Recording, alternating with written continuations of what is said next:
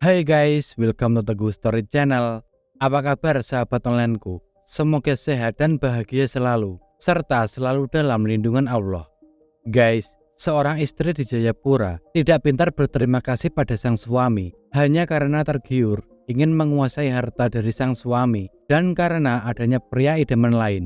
Ia dengan tega mengasihi sang suami, bahkan ia telah merekayasa itu seakan-akan sebuah perampok. Bagaimana kisahnya? Simak video ini sampai habis sahabat onlineku.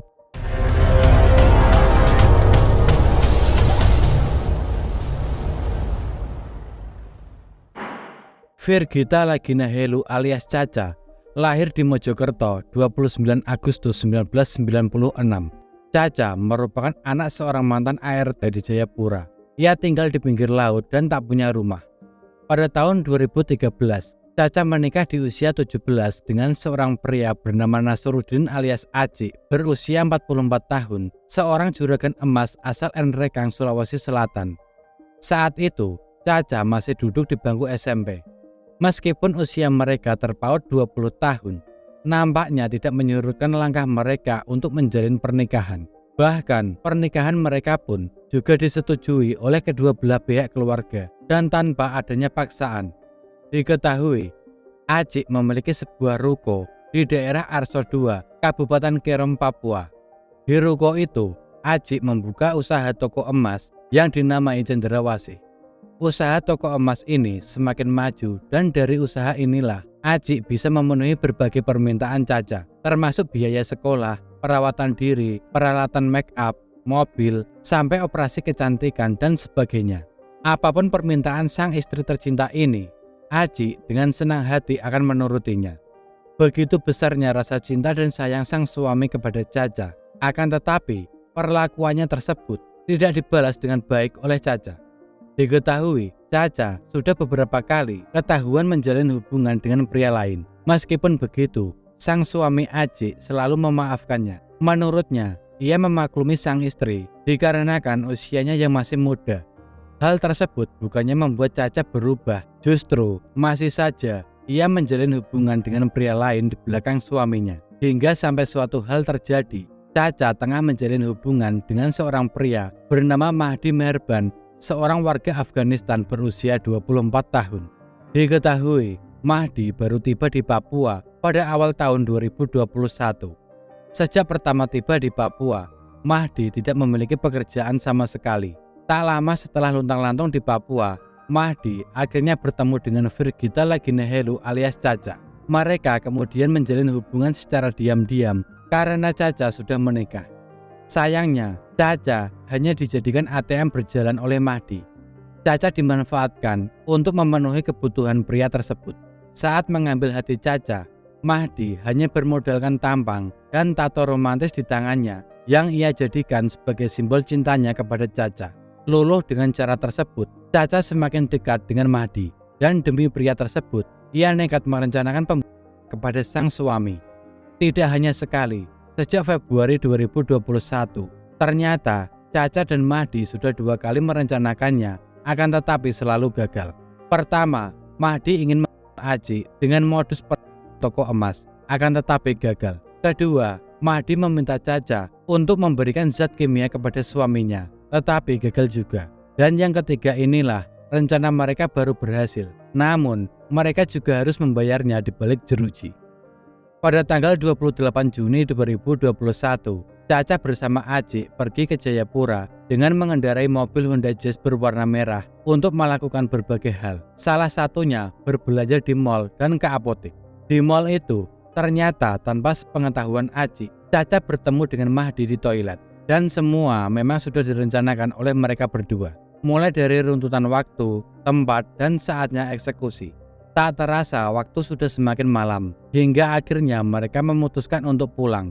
Namun, ketika sampai di Jalan Balai Distrik Holtekam Kilometer 9, Distrik Moratami, Kota Jayapura, sekitar pukul 9.30 waktu Indonesia Timur, tiba-tiba sebuah mobil Avanza hitam mencoba menghadang mereka dan menepi. Pengendara Avanza tersebut yang terdiri dari 4 orang kemudian turun lalu menghampiri Aci dan menyuruhnya untuk keluar. Saat Aci keluar, mereka meminta barang-barang berharga milik Aci. Namun Aci menolaknya.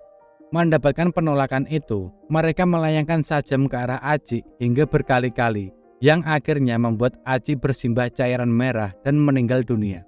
Caca juga terkena di tangannya karena berusaha menolong sang suami. Namun apalah daya, seorang wanita melawan 4 orang sekaligus. Setelah itu, pengemudi Avanza tersebut melarikan diri dengan membawa barang-barang berharga milik mereka. Kejadian ini membuat Caca menangis ketakutan dan berteriak histeris meminta tolong. Beruntungnya, ada seseorang yang juga melintas di jalan itu. Sambil menangis, Caca mengatakan kalau dirinya baru saja dirampok dan suaminya menjadi korban. Orang tersebut juga sempat merekam saat Caca histeris. Kenapa? Astagfirullah. Aduh, saya juga takut sentuh. Mbak. Maaf ya. Kejadian ini pun segera dilaporkan kepada pihak kepolisian. Sabar ya, polisi kesini ya. Dan Aci segera dilarikan ke rumah sakit.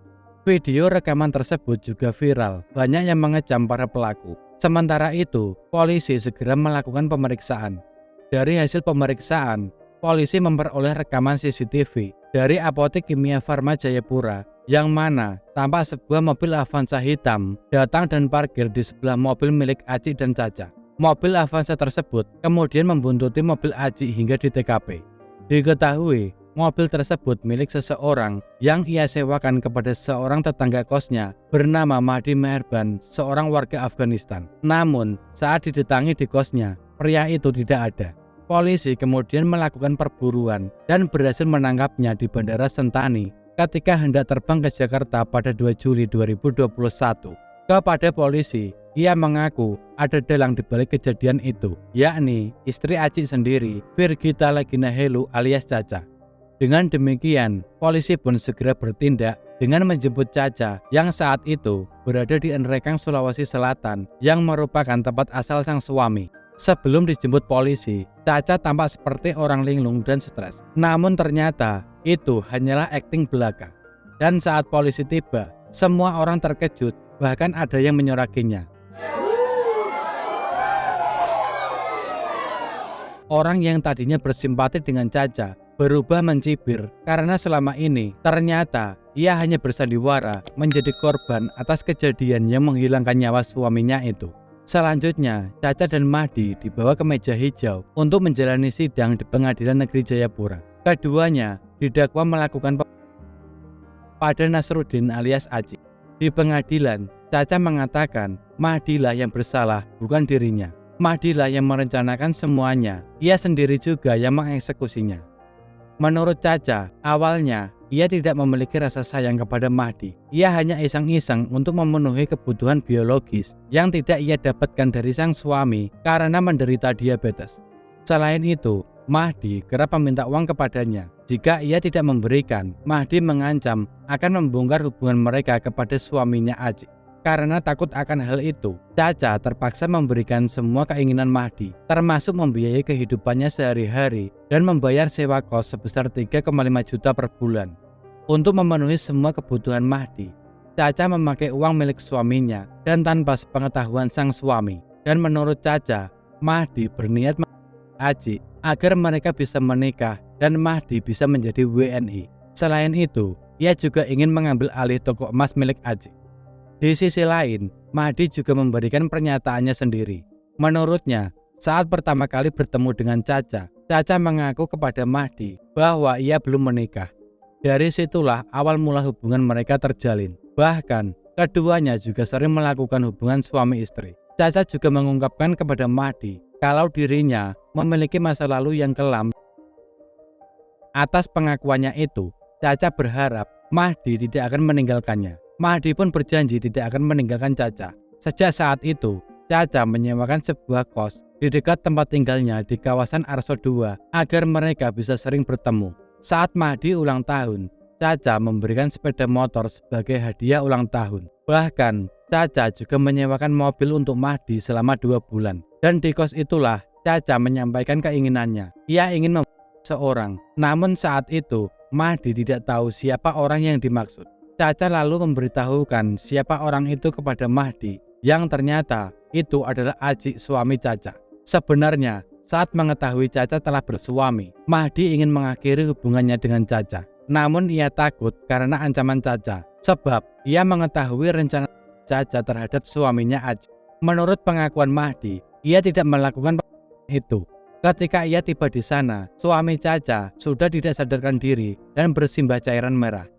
Selain itu, ia juga tidak pernah meminta uang kepada Caca. Caca sendirilah yang memberikan uang kepadanya. Bahkan, Mahdi menitipkan uangnya kepada Caca sebesar 20.000 US dollar atau sekitar 300 juta rupiah. Karena menurut Caca, kawasan Papua itu tidak aman dan uang itu tidak pernah dikembalikan kepada Mahdi. Dan setelah peristiwa malam itu, Caca meminta kepada Mahdi untuk membuang barang bukti. Ia menyuruh Mahdi untuk membakar tas dan membuang pisau yang digunakan dalam aksi itu ke laut. Dalam persidangan yang berlangsung itu, keduanya saling tuding. Mahdi menuding Caca adalah dalang di balik kasus ini. Begitu juga sebaliknya, Caca menuding Mahdilah dalang di balik kasus ini. Ia juga yang melakukan eksekusi atas rencana yang mereka buat.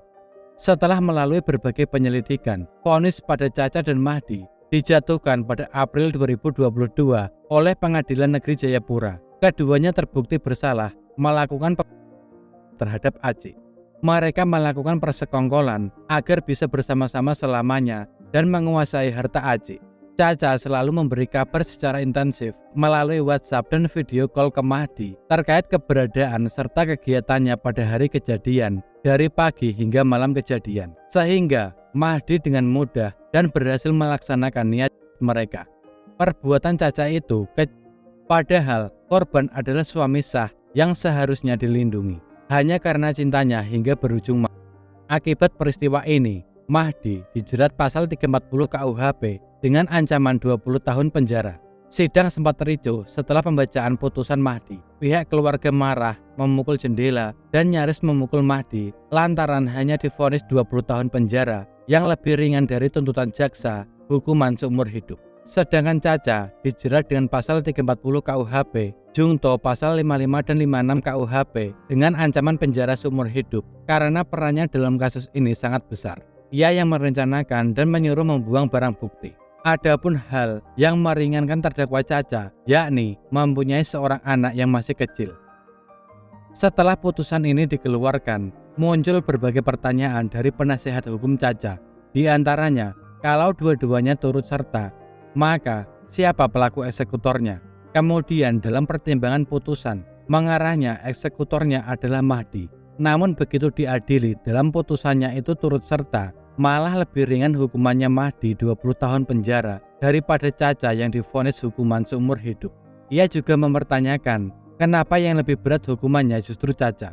Sementara dari sekian banyaknya saksi, tidak ada satupun yang menerangkan bahwa Caca pernah merencanakan atau melakukan bahkan dari keterangan ahli, tidak ada satu ahli pun yang menerangkan jika Caca ikut terlibat dalam atau Caca ikut terlibat dalam perencanaan Kasus ini adalah kasus yang sangat membingungkan. Mana yang benar dan mana yang salah, hanya mereka yang tahu. Yang pasti, mereka sudah mendapatkan hukuman dari apa yang sudah mereka lakukan. Sekian dari kisah ini. Bagaimana menurut sahabat onlineku tentang kasus ini, bisa komen di bawah. Dan semoga kita bisa mengambil hikmah dari kasus yang aku bawakan hari ini. Bagi yang belum subscribe, bisa tekan tombol subscribe, like, komen, dan share. Serta nyalakan lonceng notifikasinya agar sahabat onlineku tidak ketinggalan video dari aku selanjutnya. Tetap jaga kesehatan, berhati-hati dalam setiap aktivitas. Dan juga yang mau request tentang kasus-kasus yang ingin aku bawakan, bisa DM di Instagram Teguh Story Channel atau bisa juga komen di bawah. Sampai jumpa lagi di video selanjutnya. Terima kasih.